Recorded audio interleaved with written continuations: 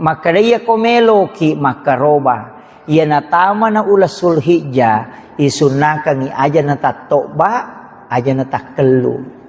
Nadapi waktu akarobang.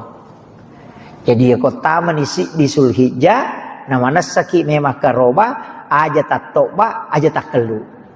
Jadi ko meki matoba meki makelu atau ba memang di sebelum tama Sulhijjah capak na sulkabah. Dia na harang isunnah kami. Berarti makruh hukumnya nareko matoba ki si bawa makelu taruh ni gondrolo malepek.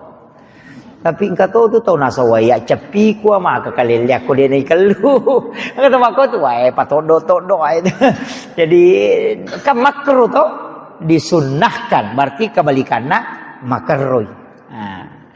Jadi nak kadapat sunnah nade tajamai berarti makruh.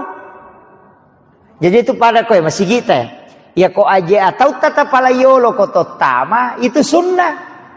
Tapi ya kau jabio tetap palayolo makruh. Jadi ya sange makruh dia nama dosa. Demi nalolongan ngapalah sunnah. Ah, tak paham ya?